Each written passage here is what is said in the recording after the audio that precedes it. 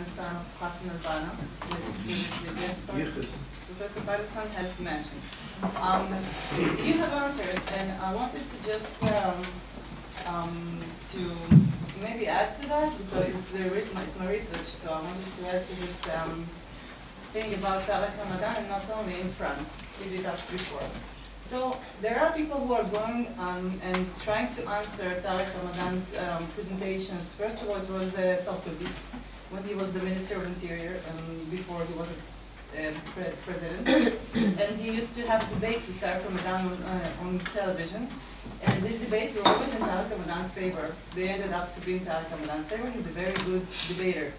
So also, people who actually wrote about Tarek Ramadan were never scholars. Scholars who spoke badly or tried to say something about Tarek Ramadan, as you said earlier, have lost their places in the universities. The only person who did speak about Tarek Ramadan and wrote a book about him that is named Frère Tarek, Brother Tarek, was Caroline Forest. She is a journalist, and she is being persecuted right now because of what she wrote. Every person who ever wrote something about the Muslim Brotherhood in Europe is persecuted right now. We're talking about professors, we're talking about journalists, people like Jean Paul Net, who wrote a book about jihad, and now he is walking around in a bulletproof vest, and his children are going to their schools in bulletproof cars. And Caroline Forest, as I've said already. Also people who left the Muslim Brotherhood, UOIF in France, such as Mohamed Louisi. They're being persecuted via trials. So this is a very dangerous topic to talk about. Trials? Trials, yes, they're being sued. They're being sued in court. And the last thing I wanted to add is that it has to do with what Charles also said before. The Muslim Brotherhood holds in France every year an annual meeting in La Bourget. It's a big hall. And it has, maybe during the presentations that will be held, I will show you pictures from that annual meeting. You will understand that the connection between the Muslim Brotherhood and their influence, Daniel, is what you've asked about. The impact of the Muslim Brotherhood, the global Muslim Brotherhood, is very, very big. We can see people coming from all over the world to this annual meeting, like Kardawi, and people who are now banned in France. And we have seen people from Al-Qaeda on these meetings. So the connection is much bigger than we could imagine. That's what I would say. And I'm just going to add a small point in that spirit to confirm a story about how scholars are being affected by the Muslim Brotherhood. And I'm saying this very conservatively and cautiously, and I'm speaking about facts of research that my colleagues and I did. But ISGAP was created in 2005, and in 2006 we created YISA. The board of ISGAP funded YISA. YISA was the Yale Initiative for the Interdisciplinary Study of Anti-Semitism. It was at Yale University. It was the first research center ever at a North American, South American university dealing with anti-Semitism. And I say this from research that I've subsequently done. The center was literally closed down by the Muslim Brotherhood, literally. And we were doing research, and I could even present something here maybe on the Wednesday night about it. And we're doing a research project and looking at what happened to us at Yale, but what's happening at American universities more widely. So this is an issue, and I was telling some of my colleagues the other night that I was told that if we would have stayed and struggled to keep the center open, it would have been successful, that our physical safety would have been in doubt.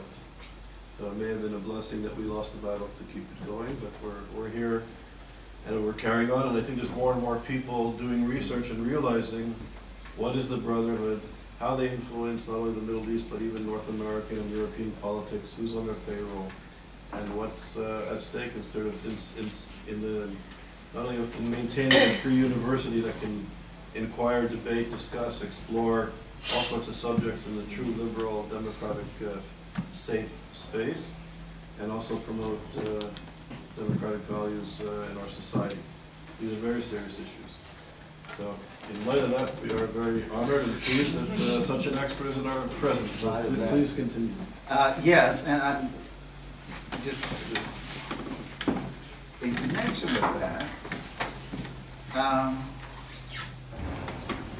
the dangers involved in getting on the wrong side of the Brotherhood are connected to foundational anti-Semitism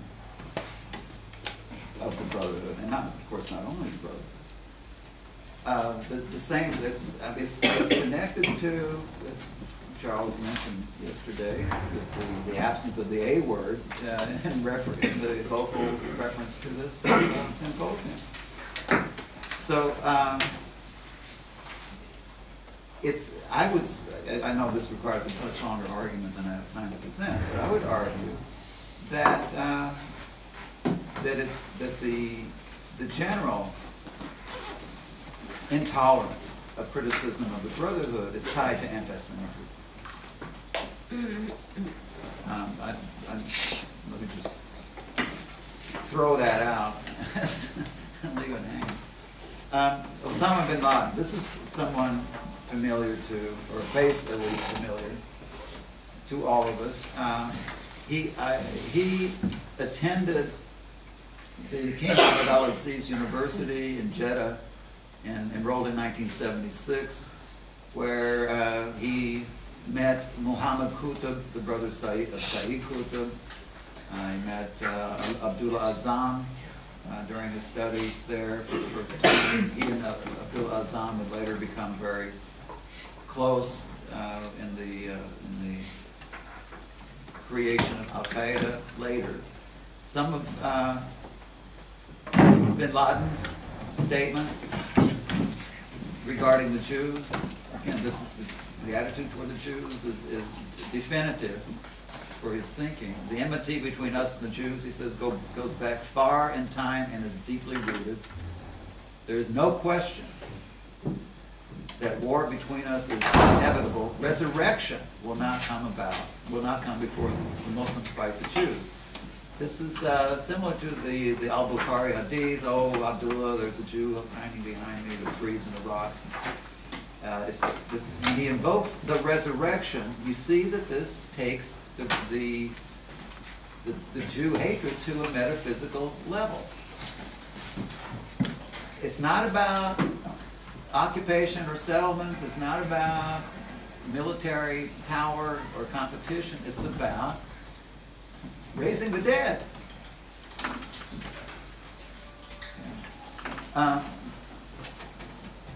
Peace with the Jews is a disaster for Muslims. It's a spiritual disaster. It's a metaphysical disaster. It's peace with the great Satan. In some ways, Israel is the great Satan. The U.S. is the little Satan in some ways. Hatred of the Jews, says bin Laden, is part of our belief and part of our religion. And you can't dismiss bin Laden as some fringe lunatic here. Oh, he doesn't, or you can't say, as I've had colleagues who say, he doesn't mean it.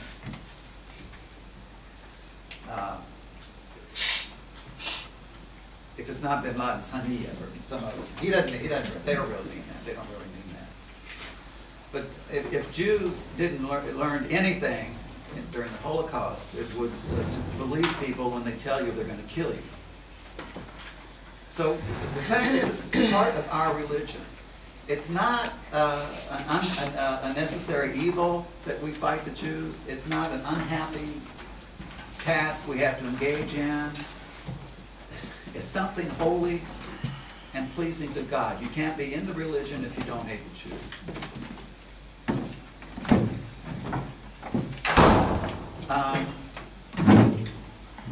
Hassan al-Turabi, in Sudan. You don't read much about Hassan al-Turabi. He's a very important figure, especially in regard to the genocide in Sudan. Of course, Omar al-Bashir after him would be even more prominent there. Al-Turabi was the leading figure of the Muslim Brotherhood in Sudan. He was the one who established the presence of the Brotherhood in Sudan. I mentioned earlier, by 1952, the Brotherhood had more than 50 offices in Sudan. throughout the 70s and the early 80s, when Jafar Numeri, the leader of Sudan, implemented what was called a policy of reconciliation, al-Turabi took advantage of that to get more and more and more members of the Brotherhood into the government structure, the government offices. So by 1985, Numeri was history and al-Turabi was, coming into power, and he changed the name of the Brotherhood to National Islamic Front. I think mainly for political reasons. I was having issues with Mubarak in Egypt, but the thinking is the same.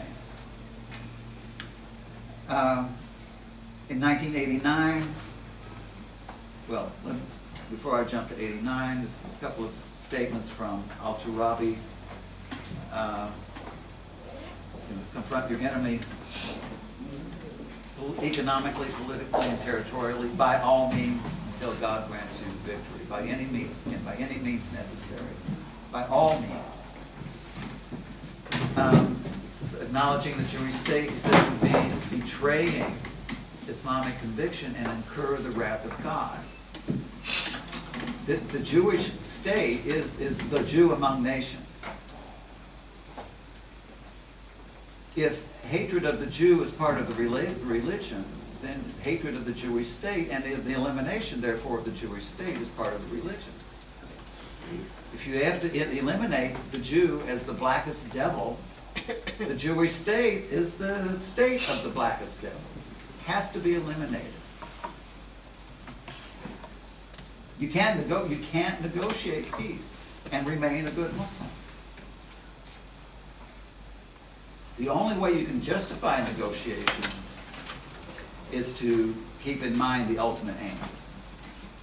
So that as a negotiation as a means of encroachment and advancement. So this line, you can see that this discourse takes the anti-Semitism here to another realm, if not another level, than what you see in National Socialism discourse. Al-Turabi was the great mediator among jihadist organizations. He convened several meetings in Sudan where he invited everyone from PLO to the Iranian representatives of the Islamic Republic of Iran. Brotherhood, everyone in between. Osama bin Laden married his niece. One of bin Laden's wives was the niece of al-Turabi. So al-Turabi was organizing, coordinating the jihadist groups, all of which had connections with the Brotherhood. 1989, Omar al-Bashir came to power. He and al-Turabi had a mixed relationship. Al-Bashir declared himself president of Sudan in 1993. Al-Turabi underwent times of house arrest, and then the relation would get better. It was kind of mixed relation with al-Bashir. Al-Bashir was heavily involved in the genocidal activity in South Sudan, which actually preceded him. It was went back farther than that, and Darfur. Those mass killings, at least in the mind of al-Bashir and as well as al-Turabi, were a kind of jihad toward the Islamization of Sudan, the purification of Sudan. Muslims were among those killed, but keep in mind, not all Muslims have their head on right from the standpoint of jihadists. Okay. They employed Janjaweed, various groups in that action. So It's another example of what happens to humanity happens to the Jews first. That's Elie This is fallout. I would argue that this image is part of the fallout from the Muslim Brotherhood. February 1979, Islamic Revolution. Some of you are old enough to actually remember it. The Ayatollah Khomeini modeled his government after texts, teachings, writings of the Muslim Brotherhood in general, particularly Sayyid Qutb. Khomeini translated most of the works of Qutb into Farsi. He had been, as I mentioned earlier, he had been associated with the Brotherhood. I don't know that he ever actually became a member, but associated since the 1930s.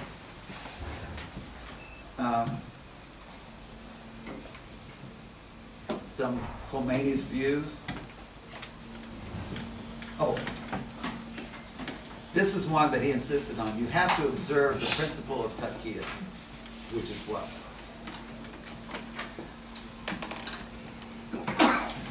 This would have implications for negotiating nuclear deals with the Iranians. Taqiyya is that you can tell any lie for the sake of advancing Islam when you're dealing with non-believers. It's for the good. It's a means to a good and just end.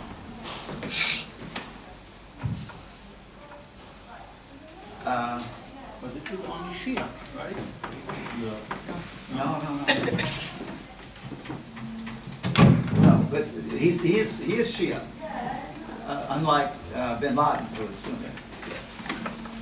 They're both connected to the Brotherhood. He says I mentioned Khomeini invoking the Banu Qurayza Jews in the time of the Prophet. He said the Prophet annihilated them because of the harm they were causing Muslim society. It was a necessary action. And it justifies his anti-Semitism, his Jew hatred, by situating it at the origin of Islam. It's from the Prophet. The principle of anti-Semitism is from the Prophet himself. It's not from economic or political contingencies and circumstances. You see, this casts the anti-Semitic outlook in a rather different mold. So the Jews and their foreign backers are opposed to the very foundation of Islam and wish to establish Jewish domination throughout the world. It's an apocalyptic struggle. It's a struggle for the sake of humanity, for the sake of the world. It's not for hegemony in the Middle East or jockeying position for your economic welfare. That's not it. Vis-a-vis the Jews. Maybe the Americans or the Russians or whoever, the Egyptians or the Saudis. There's all sorts of shifting of power centers going on.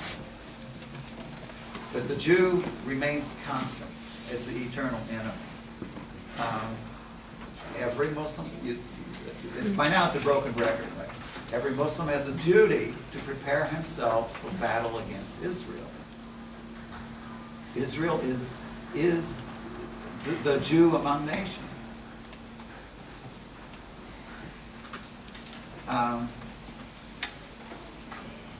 Certainly in the eyes of Khomeini, but not just Khomeini. Who was one of the first guys to visit Khomeini in February 1979? In fact, what's called the first diplomatic visit, same month, that, a few days after Khomeini got there. Khomeini, as it often happens, showed up after all the dust had settled, or most of the dust had settled. Yasser Arafat, photographed here with Khomeini, saying to him, the path we have chosen is identical. The strategies are different. but the aim is the same.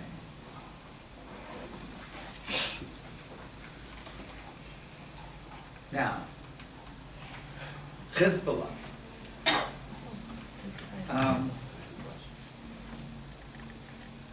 It's often said that Hezbollah arose in the early 80s with the Israeli incursion into Iraq. According to Naim Qassem, one of the deputies in Hezbollah, this isn't the case.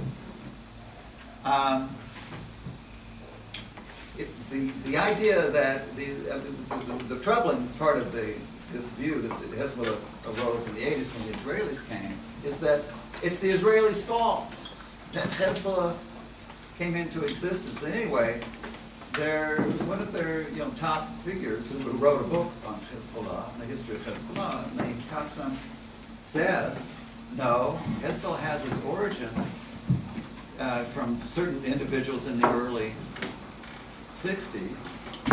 He names these two, Musa al-Sadr and Mohammed Hussein Fadlallah, as the founders of Hezbollah. And then with the coming of the revolution in 1979, Hezbollah gains official status.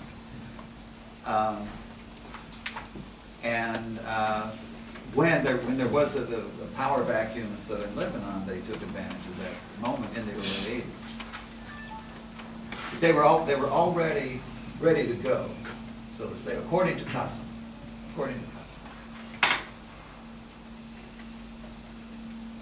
The current leader of Hezbollah is Nassan Nasrallah. Since 1972 or 1992. I'll get it.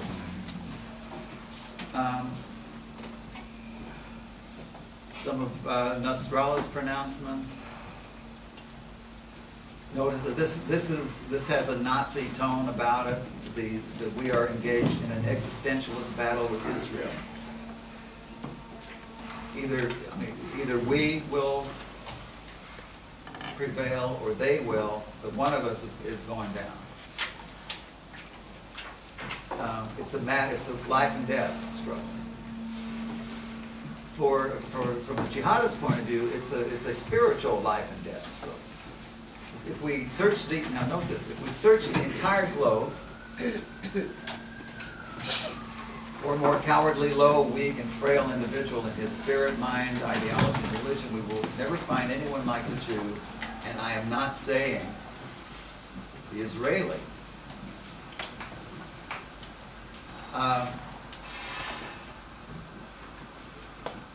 Very often, like in Hamas Charter, for example, you'll see the claim that Jew, Israeli, Zionist, or all these terms are synonyms. Was it Haras who was telling us yesterday when the individuals from Israel, one Jewish, one Arab, when the Jewish guy goes to lecture, everybody walks out. How did it go?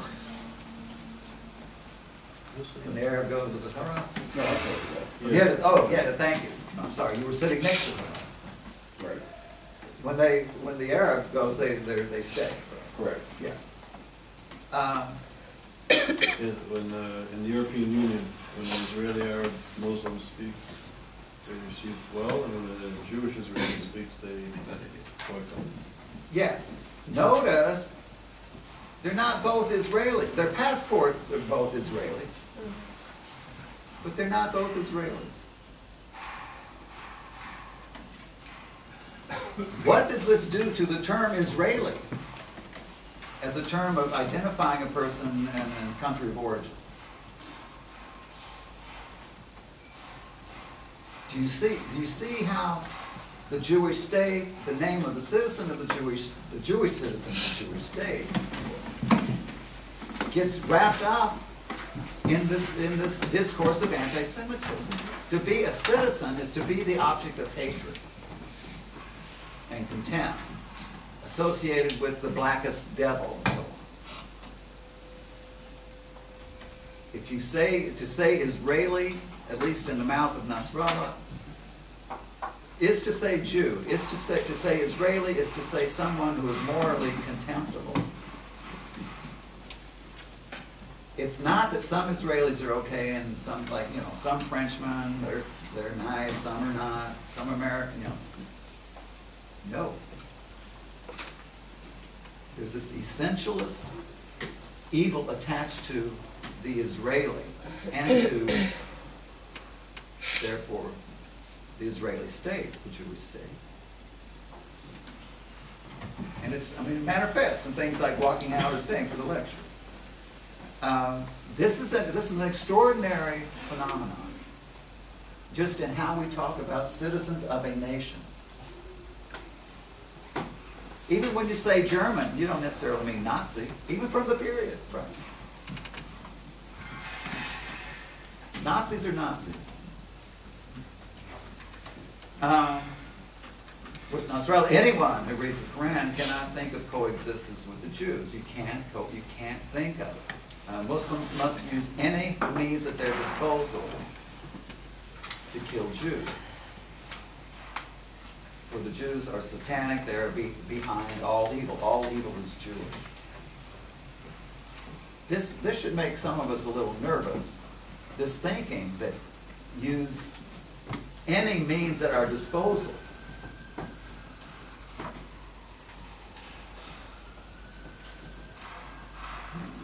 I'm not the only one here who's afraid.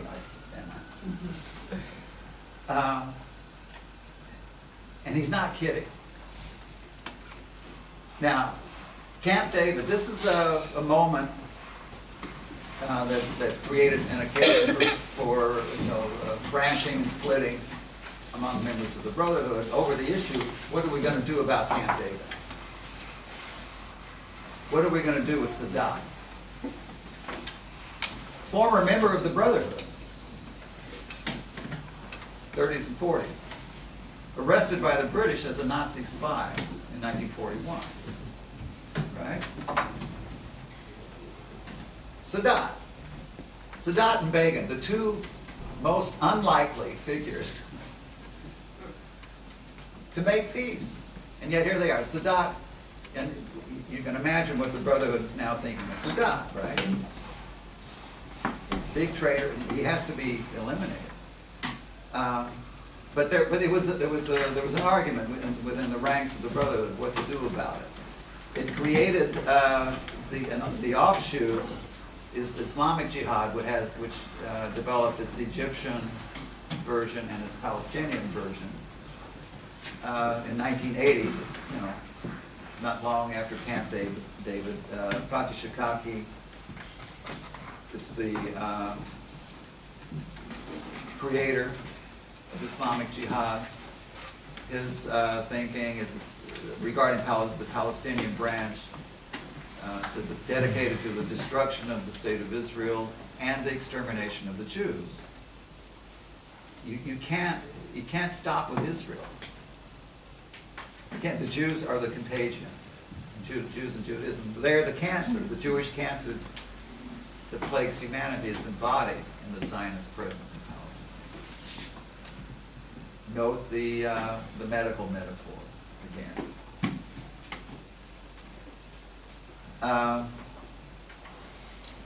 Also occasioned by Camp David was the creation of Tanzim al-Jihad by Abd al-Salam Faraj. 1981, Faraj, you see his death is 82. He was implicated in the assassination of Sadat and saw that this breakaway move from the Brotherhood of Tanzim al-Jihad as a purist move. The Brotherhood itself is becoming impure because they're not prepared to kill Sadat, or at least those who are not prepared to kill Sadat are impure. Who aren't prepared for martyrdom,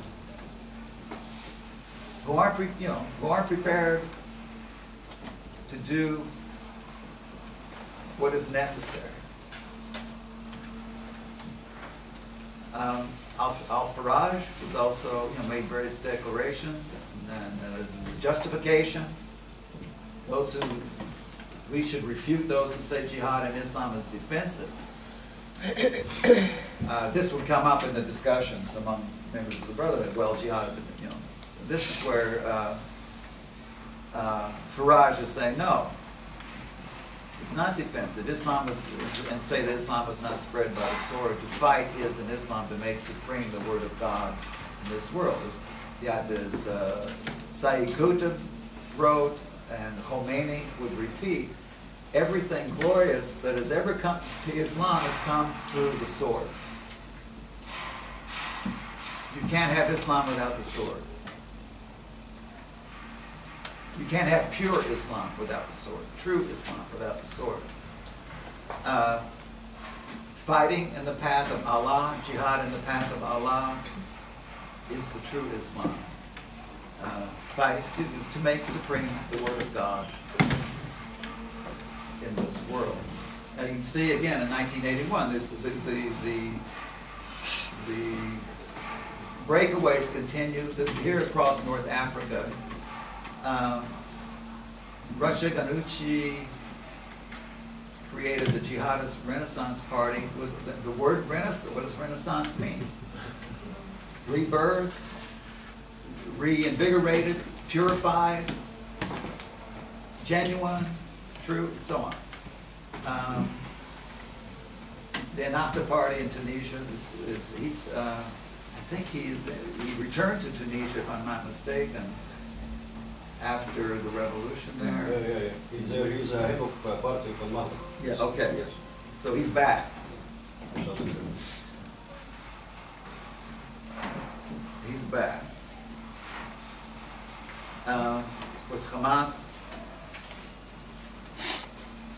founded by, Ahmed Yassin, December 1987, which we had talked about. Then we have Al-Qaeda, 1988, with bin Laden, Abdullah Azzam, and Ayman al-Zawahiri. Zawahiri, thank you. Zawahiri. As you perhaps know, Al-Qaeda means the base, and it was the occasion for creation of Al-Qaeda was Afghanistan initially, the Soviet fighting in Afghanistan against the Muslims of Afghanistan. He's Egyptian, by the way. They're all, yes. Bin Laden is Saudi, but the Zawahiri and Azzam are Egyptian. With doctorate degrees, by the way. Yeah, He's a physician, yeah. right? Zawahiri.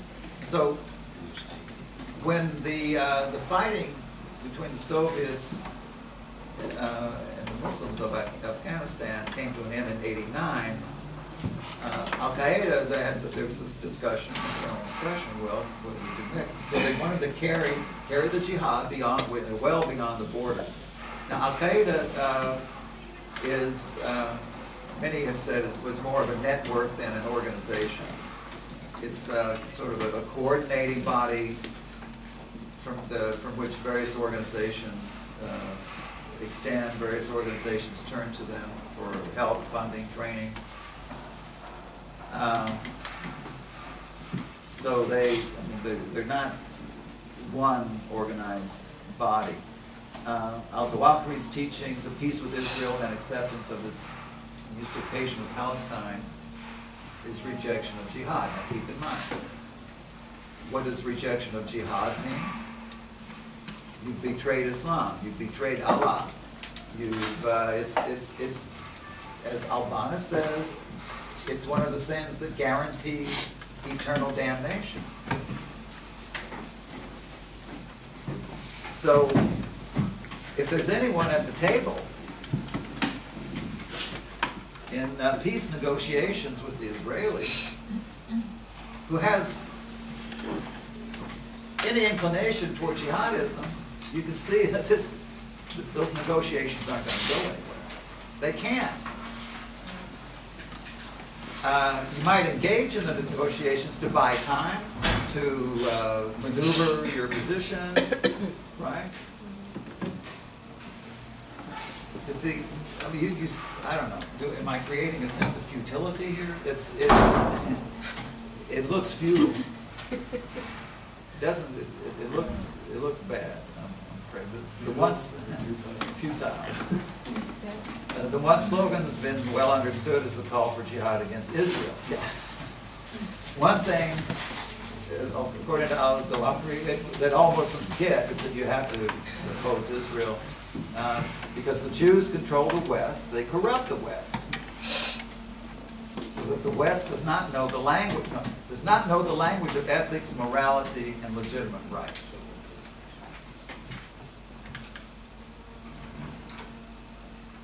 I mean, just think about this. You see the lens through which he gazes, al-Zawahiri gazes upon America, saying the Americans know nothing about human rights, know nothing about, or legitimate rights, morality, or ethics.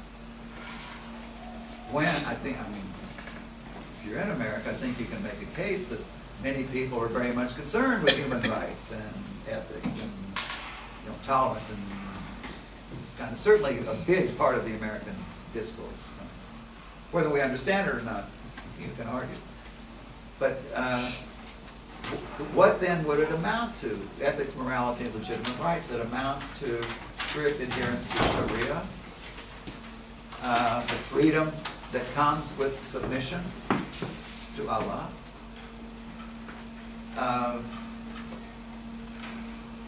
clarity concerning matters of truth, purity concerning matters of spirit,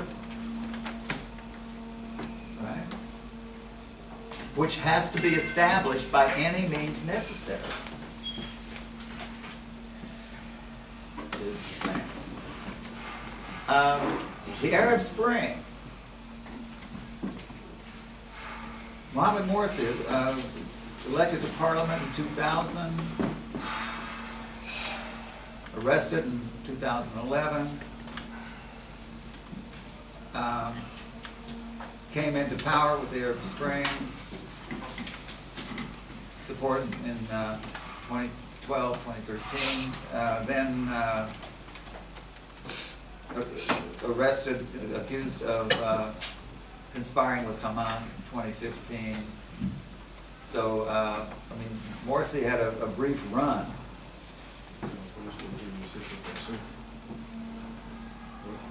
Assistant professor at Cal State Northridge.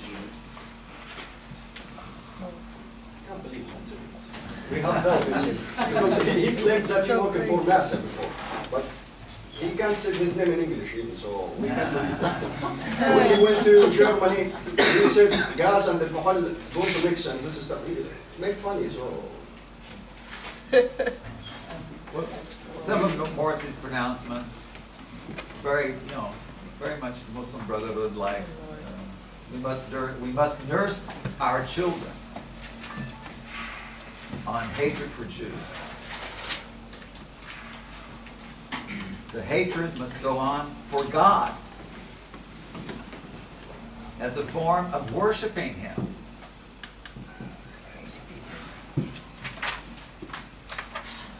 Hatred is a form of worship. Killing is tantamount to prayer. This is the jihadist language here. Who was our enemy? The Zionists. Who occupies our land? The Zionists. Who hates us? The Zionists. Who destroys our lands? The Zionists. How are they destroying the lands? They're corrupting the lands. They're desecrating the lands. They're despoiling the land. Not by anything they do, but simply by being there. By being there. It's the hatred of the Jew, whether it's jihadist anti-Semitism or Nazi anti-Semitism, does not lie in anything a Jew does or in any way that how the Jew looks. In these cases, the very presence is to be hated. It's like Primo Levi says, reminds me of a statement by Primo Levi. For us, he says, the lager was not a punishment.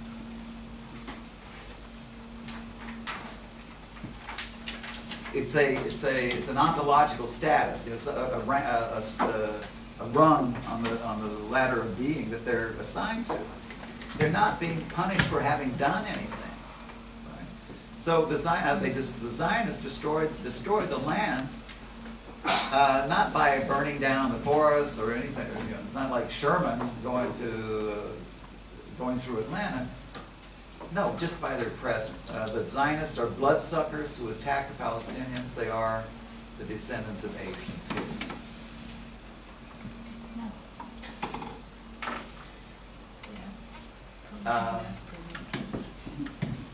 Other offshoots, and I mean there are too many to even to hardly to mention, but there's some that are noteworthy.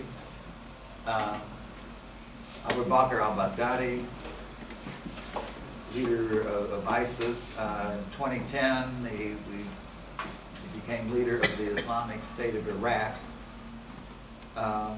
2013. Leader of ISIS, which is a breakaway from Al-Qaeda. And 2014, he declared the caliphate. The Russians claim they killed him a couple of weeks ago. And I think his death has been confirmed, if I'm not mistaken. Any news on the death of al-Baghdadi?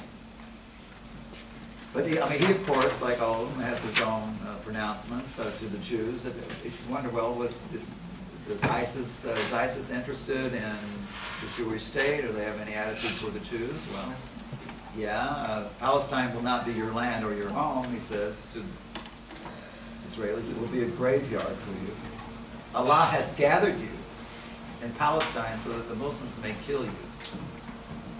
Now that we have you all here, we'll kill you. To all the Jews, grandchildren of monkeys and pigs, we are coming for you from all over the world.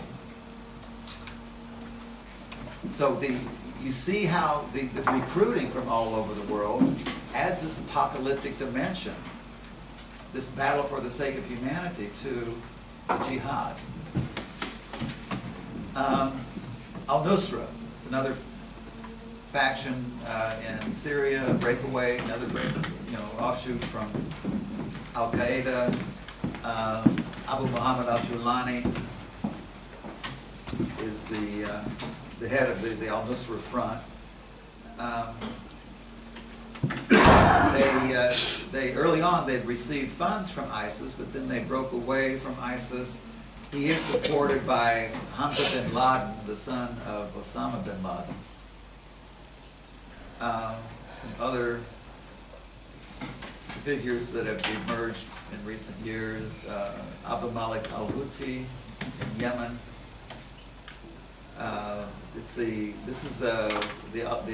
Houthis stem from a family, the al-Houthi family, largely. His comments: Zionist lobby is acting spitefully, planning a lot of schemes against our nation, rousing civil wars, creating services. Israel seeks to enslave Muslims. Israel is the enemy of Islam. By now you get the pattern, you get the chorus. In Algeria, Abdel Malik Drukdel, which is head of Al-Qaeda in the Maghreb, which was formerly a Salafist group, and it was formerly head of the Salafist group called the Salafist Group for Preaching and Combat. He has, of course, his pronouncement mentioning the Christians. He asked about Christians, the Jew crusader. Why shouldn't we join our brothers while all these nations go united against the Muslims and consume their goodness that is corrupt and contaminating, destroy their morals? It's not just taking their territory or their goods or their resources. They're destroying their character and their souls. Look at the crimes that happen in Gaza and Iraq and Afghanistan, Somalia, and other places. These crimes are committed by the Jew crusader. Drukdel assisted Boko Haram in 2006. He consulted with, provided training for Abu Bakr Shekau. I wish Femi were here because he could enlighten me and the rest of us further on Boko Haram. But Boko Haram doesn't stem directly from Al-Qaeda, but you got this, the one who was Al-Qaeda of the Maghreb, working with him, training him, teaching him, consulting. Ahmed Umar, leader of Al-Shabaab. In 2012, he affirmed Al-Shabaab's connections with Al-Qaeda. They identify as Salafist. There's a steady increase in the last 10 years. I mean, actually a rapid increase in the number of Salafist groups that are emerging. These are just a few. I found this schematic drawing of Al-Qaeda and movements that branch out. You can't really read it very well, but you see Islamic Emirates of Caucasus, Al-Qaeda in Arabian Peninsula, Al-Shabaab, the Maghreb, Al-Qaeda, Iraq, Al-Nusra, and lots of others. Yeah. But this is hardly exhaustive. This is just scratching the surface of the offshoots.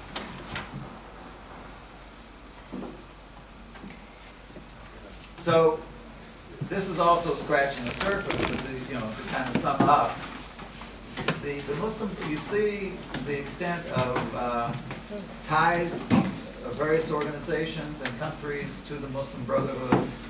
The Sudanese, the Islamic National Front, and the Iranian governments are modeled after principles of the Brotherhood, led by people who have come from the Brotherhood or studied with the Brotherhood.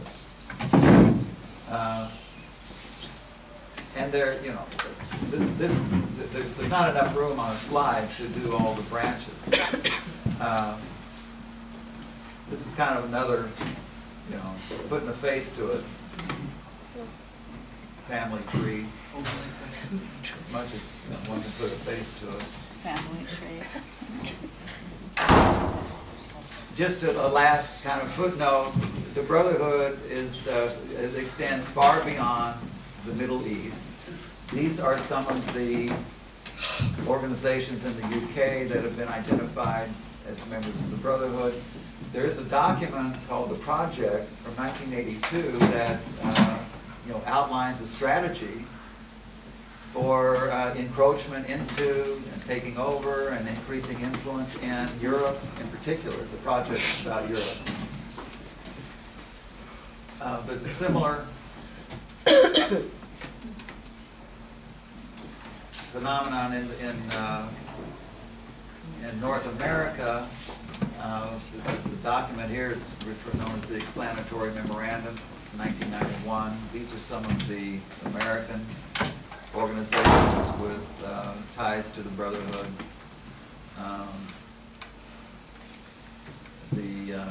CARE, denounced by the UAE, is the labeled CARE Brotherhood Lobby, or Egypt is labeled CARE Brotherhood Lobby.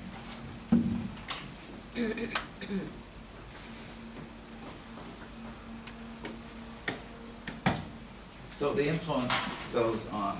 Now, once again, you ask about media and academia, why doesn't somebody say something, and why don't they know anything? And we know why they don't, if they know, why they don't say. But this, when the director of national intelligence describes the Brotherhood as a heterogeneous group, okay, heterogeneous, but largely secular, which has eschewed violence, then we have a problem. It reminds me of an old Far Side cartoon. I mentioned this to Charles the other day. I'm probably the only one old enough to know what the Far Side cartoons were. Well, there's, if you know, I mean, you can just picture a Gary Larson drawing it. It's a dinosaur addressing a convention of dinosaurs. Right, and the caption says, "Gentlemen, I'm I'm afraid it isn't a pretty picture. The food supply is dwindling, the climate is changing, and we have a brain the size of a walnut. So we have maybe not a brain the size of a walnut, but there's a serious problem of ignorance out there when you have the Director of National Intelligence making such a statement. It's bad. I would say if he knows better, it's even worse. But I'm willing to grant maybe he doesn't know. I mean, what we just looked at and talked about is not common knowledge, at least where I come from. Thanks. I'm done.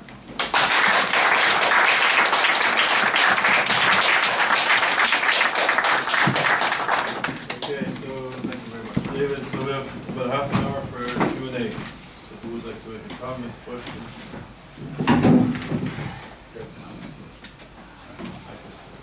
Anybody? Okay. The other. Sir. Thank you. Just the amount of the wealth of quotes is supporting your argument from so many different individuals. I was just wondering, these quotes, like where is it over like the radio? Is it in the mosque that is being said? Is it like in newspaper and literature? And how has that changed since like the 1920s? Since the 20s. Or since the beginning, how has that? Well, that's a good question. Most of the quotes I have are from books that these guys have written. Others are from speeches that they made. So they're books and their speeches. The books can be had. I mean, you can track them down. You can find them if you look for them. If you read Abdul al-Maududi or Hassan al-Banna, you see the same refrain that continues even now to get repeated. So the content since the 20s and the founding of the Brotherhood has not changed much. As I said earlier, some strategies from different groups change and shift. The Brotherhood itself. But the ideology remains basically the same. Certainly, and the anti-Semitism that's foundational remains there.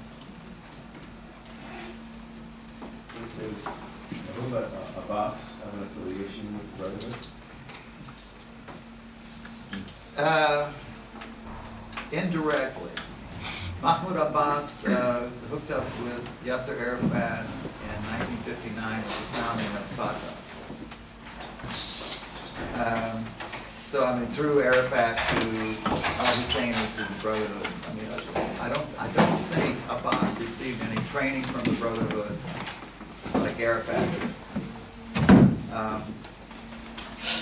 You know, of course, that Abbas wrote a doctoral dissertation called "The Other Side," which argues that the Jews were the real perpetrators of the Holocaust. You're aware of that? Yeah. Which he wrote in Moscow, right, in the 70s. But no, I don't, maybe someone else knows of a connection between Abbas and the Brotherhood. It's very indirect. I have if you allow me also, I have some things. Really, I'm enjoying your lectures because very informative and for me, it's really to find people in the West can get better understand or try to understand for the meaning of radical Islam and what is the strategy and ideology and the final targets is looking for. So I'm appreciative of what what I want to add that in spite of the bad relations between Sunni and Shia, but in the point of Jews of Israel, they have high level harmony. And let me give example. Muslim Brotherhood in Gaza, Hamas movement, are supported by Iran all the time. despite Iran fighting the other Sunni political Islam movement in other places like in Lebanon, Yemen, Iraq, and Syria. This is very weird. How are you supporting all the Muslim Brotherhood here in Hamas, in Gaza? Because there is Israel. Why Israel? Because she, politics or policy in the region wanted to get some legitimacy. How they can get legitimacy? They can get this legitimacy through the enemy to Israel.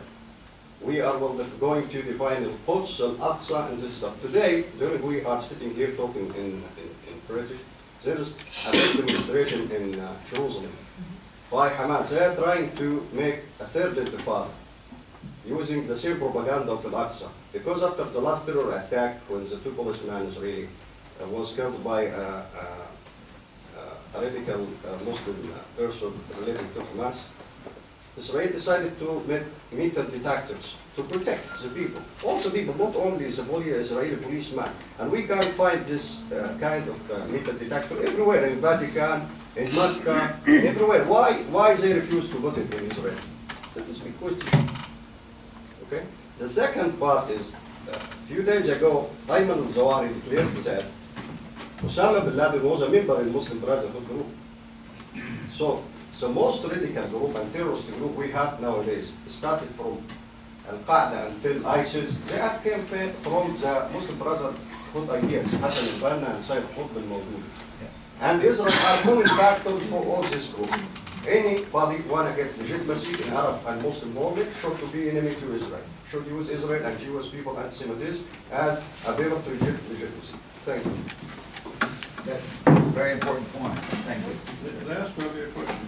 Yeah. Rabbi, I have a question for you. So maybe it's too early to say anything, but given David's lecture and sort of the major impact that the Brotherhood has had on thinking in the Middle East for generations, and now last week there was a terrorist attack on the Temple Mount, and the rhetoric for the last week has been very hot from Islamist sectors throughout the Islamic world, certainly in the Middle East. And now there's the potential for violence in Jerusalem.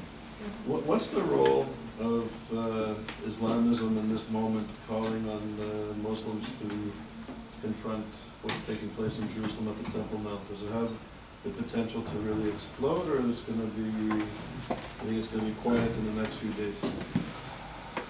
It's a big question, but can I answer you clearly and briefly? Nowadays, the importance of the Palestinian issue is become in the down of the list, the bottom of the list, because we have another important issue.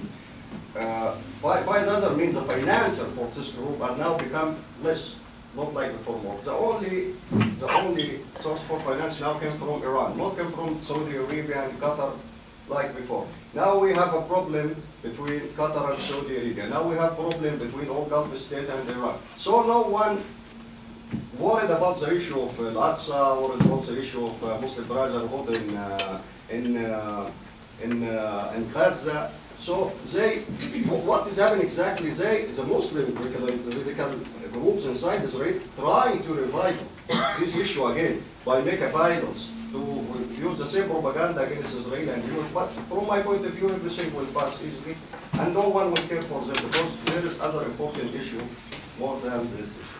Thank you. Anybody else want to comment or question? You might go back to the slides with the branches.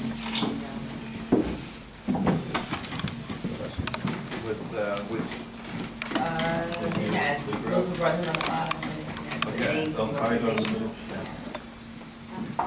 Didn't move fast enough. Did right before this one. Thank you. That's the one.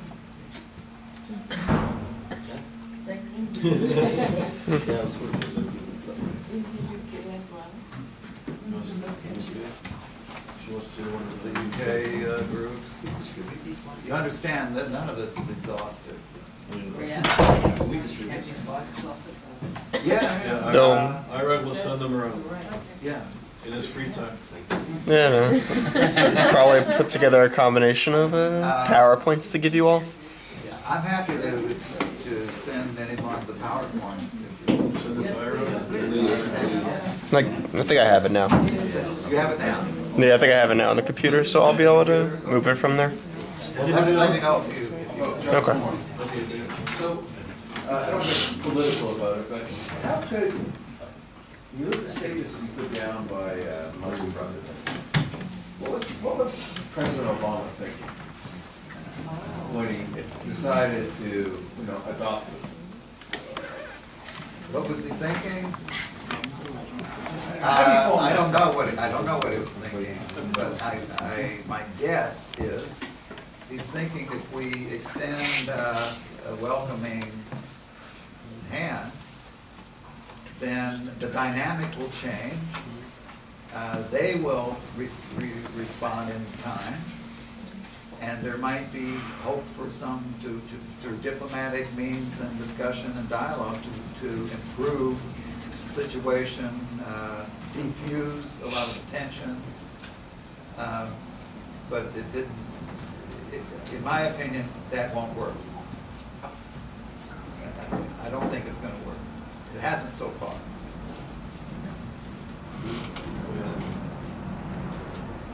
Could you speak for a few moments about funding for the Muslim Brotherhood today? How much of it's coming from Iran versus from the West, from Europe, other parts of the world? I mean, I can't speak with authority about it. From what I read, there's a lot of money, huge sums of money changing hands and going in lots of directions. The Saudis continue to spend a lot of money. Certainly the Iranians, any of the oil-producing countries in the region who have money support it. Qatar. There's massive fundraising locally in Europe, UK, North America as well. As the Muslim communities grow in those regions, the funding grows. But it's very, I know it's a very vague and general answer, but there's, everyone can always use more money, but they have a lot of money coming in, and there's a lot of money flowing. It's, who was I talking to? Maybe it was Haras. I keep going to. It's big business. There's a lot of money at stake in it. So it's, as usual, it's complicated. It's not just the ideology. There's money involved, which is often the case. Yeah. And if I can just add, we're doing a research project on the funding of Western universities and media by the Brotherhood and Islamist funding, and it's very complicated. It's astounding. We're just scratching the surface, but you can look at universities receiving heavy funding in Europe and North America. CNN, Fareed Zakaria, his show was always funded by the Qatari Foundation, which is the Muslim Brotherhood out of Qatar. Izzy, who's not here, is a story where literally all the Jewish CNN workers based in Jerusalem were fired at a certain point about 7 years ago because of the funding and the soft. If you watch CNN International, they have all these sort of soft advertisements from Gulf states. Wow. That's when all the Jews were fired from CNN. There's a lot of issues. You have no idea. Yeah. Izzy, you talked to Izzy about it. Who is going out this new? Pardon me? Who is coming out this new? Or ISGAP. ISGAP. Yeah. The small project. On your project? Yep. Yeah. So I want to say something that's going to, I could say it for this afternoon, but I'm going to say it now, which is it's very easy to create conspiracy theories. It's very easy to throw out little bits of information and make an interpretation. That is true in every long-term conflict, whether it's Ireland, whether it's South Africa. So this is a small anecdote, just give me for a moment. When I was 18, I moved to Israel. I will tell more about that later. But when I was at the university, my area of expertise was South Africa. But it ended up being South Africa because I had this picture of apartheid. Obviously, I was anti-apartheid. Obviously, I am anti-apartheid. But what happens when you become a scholar of a topic is that you discover that the public knows and what goes around the table is never what's happening in the back rooms of the back rooms of the back room of politics. And that is as true of Israel and all the enemies as it is of any other conflict. So there are all kinds of conversations that take place. Otherwise, you never get to peace. And people end up swallowing their words and living with their words and nevertheless existing one next to the other. So I say that only to point to two television programs, and this is popular culture, that have been very popular in Israel and are now popular on Netflix, except in France, where you can't get it on Netflix, only through Dailymotion. And so the most recent is called Fauda. Fauda, yeah. As far as I can tell, there's no translation except in English. 75% of the program is in Arabic.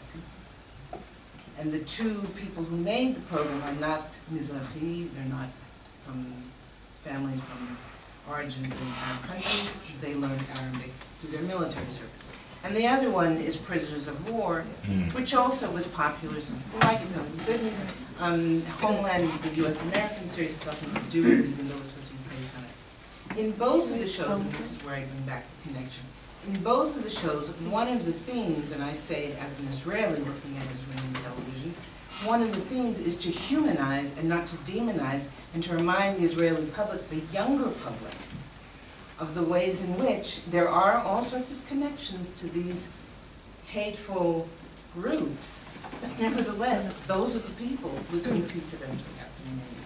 So I come back to one last thing, and that is the way President Obama is deployed and the subtext every time we talk about him. He was president of a country. We have a new president of the United States whose vocabulary is a lot smaller. Most astute, sophisticated politicians are politicians, and they work behind the scenes. President Obama did not decide to give Tariq Ramadan a visa. He appealed to the federal courts, Ramadan. And eventually, the federal court reversed the order banning him from the lower court. That is the process of democracy. We don't always get what we want. That is what democracy is all about. And Hillary Clinton then eventually had to abide by the law, and she signed the okay for him to come in on a person's visa. Now, if we reverse it, if we don't like that outcome, we end up one day being ourselves in positions of not getting visas into countries, because our views are the ones that don't happen to be the right views at that time. So I say that in this particular way because we're all scholars, and those of us who have to teach students how complex politics works, and it's definitely not what you read in the headlines. At the height of apartheid, and this is my last sentence, at the height, as a student, at the height of apartheid, when the worst murders were happening, it was every decade, literally you can map it on a map, I was reading a newspaper called Africa Confidential. Blue paper, never signed, was only circulating in certain circles. And there I buried a little article. I discovered an article that said that the Soviet Union diamond officials were meeting with the South African diamond officials on the price of diamonds. I took it to my professor who had been in the underground in South Africa and went away in the 1960s. And he looked at me and he said, Katya, please, don't be so naive. Of course the price of diamonds was being worked on by arch enemies who claimed that they had no ties with each other. And when apartheid ended, so too did cooperation over diamonds and arms continue with new governments. So that's just to say, let's be careful when we assume that the politics that are spoken, the rhetoric that's spoken, dictates necessarily all of the agreements that go on in those back rooms and the back rooms and the back rooms. It's just for the sake of the argument, I'm really sorry. You just said something very, very important. You said that the connection between the diamond, the films of the diamonds and the eyes, continued. And it was a conspiracy. That's not conspiracy, that's Nobody knew that follow they the were, money. they were. Well, that's not working true, for money. because here, this professor knew, and I worked with Naomi, because I worked at the Truman Institute for many years, where that was what I did, I read all the everything. If you read something, you become an expert in whatever it is that you're reading to a certain degree. Unless. But there's a lot, I mean, we don't have time even to go to this, but if one just wants to follow certain kinds of foreign policy decisions, just with the Israeli government, you end up with the rice crisis in Nigeria and a kidnapping, okay? I mean, we can map it all out. And the only point here is there's not a conspiracy. It's not about a conspiracy, so we need to contextualize it as part of the political world. But look at what happens now with President Trump. The first bills he has signed had to do with peace policy, about who is going to accept which visas and to get into the United States. People of origin, etc., cannot now get into the United States. Why is it different from what President Obama did when he actually evoked Tariq visa? Well, I think to put Obama and Trump, wait, I don't want to get No, to put Obama and Trump in the same mouth, for me, that's already too much. But in either case, it went to the courts. It's in court. It's now in court also? It's now still in court. It still has to be signed by the Supreme Court.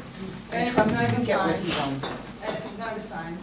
But Dina, there's a difference between the one individual versus stamp marking 7 people, seven countries.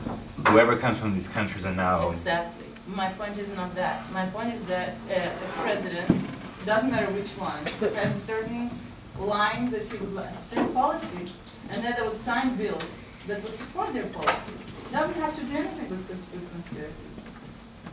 Okay, I think we're confusing different things here. If I may say something as well,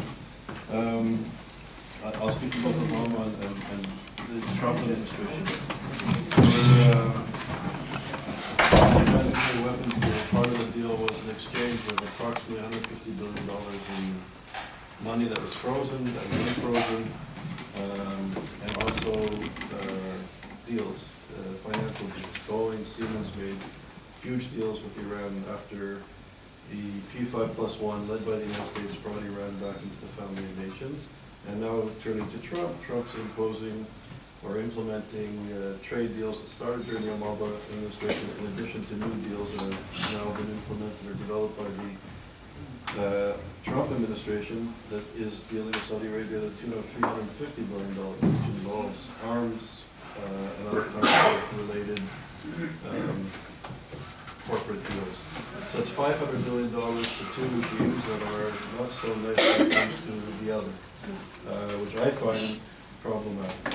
And I think going back to the Tariq Ramadan visa case, we have a situation where the administration, the State Department signed a decree allowing Tariq Ramadan to have a visa to the United States. That was one of the first actions of the administration. And I think it was coherent, because at the same time they were making direct and straight overtures to the Muslim Brotherhood, to the chagrin of the government of Egypt and other human rights activists in the region. The State Department, the Hillel Clinton State Department under Obama, played a direct role in aiding and developing before the elections in Egypt, helping the Muslim Brotherhood to train and organize for the elections. There was heavy funding from the American State Department.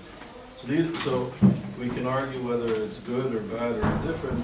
Maybe this was a form of democracy. People really believed that this was going to have this engagement was going to be good for human rights and democracy in the Middle East. Maybe it was going to be good for the West. But these are the facts that happened. It's not conspiracy theories, these are just the facts. And I think those of us who are very concerned about engaging a movement with this ideology, not just when it came to Jews, but when it comes to women, to gay people, to other religious minorities, and democratic principles, we are very concerned. I would argue, and you may not agree with me, that's cool, that's great. I think the fact that the Middle East is imploding, that there's genocide taking place, and human rights violations, and refugees in the terms of many, many millions of people, is a result of several administrations. It's a result of many things that are complicated and complex in their processes. But these are very, very trying times. One last question to David, because I came in late, and not really, but did you have an opportunity to speak about Ariel Sharon's role in 1987 in the establishment of Hamas as an alternative to PLA? No, I didn't speak about Sharon. Okay, but that is not a little, this is not criticism, but that is not a small detail. So for those who don't follow Israel, not knowing the role that the Israeli government played in 1987, a very critical moment, that was one of the first things about it. Little, we felt it, depending where we live. As an alternative to the PLO, that's not a small detail. That's not creating Frankenstein, no one will be able to control it. But that is a political move that miscalculated, and we can look at various outlets. So the point isn't, do I agree with it, do I disagree with it? Created it or aided it? The point I isn't, have some information on the this. point isn't to agree No, or I to don't- disagree, no, I it's don't simply to say, Josh, I didn't here understand. are the issues and how do they interpret Are them. you arguing that there's... Well, when I lived in Israel in 1987, we read about it, it was that Ariel Sharon created it. Created. Obviously, he didn't create it because that's not how movements get started. So he aided, you're arguing he created it or aided it? He certainly was instrumental in helping it move forward. So, Yeah. I was a student at a course taught by Ini Abadi. Ini Abadi was he is an expert in Islam, but he was the military commander of Gaza during that period of 1980s. And we asked him, is it true that Israel created Hamas? And he said that this is a libel, because when he was a military commander, Ahmad Yassin came to him and offered to take kids from the streets, and instead of allowing these kids staying on the streets, to create kind of social clubs to play soccer and educate them. So you may say Israel created Hamas, but you also may say that there were very pure intentions to help the population in order to avoid crimes. Well, that just proves the point, that how we decide to spin the basic details that people easily forget when it comes to an entirely different narrative. Thank you. Any other comments or questions to David? Going back to his presentation?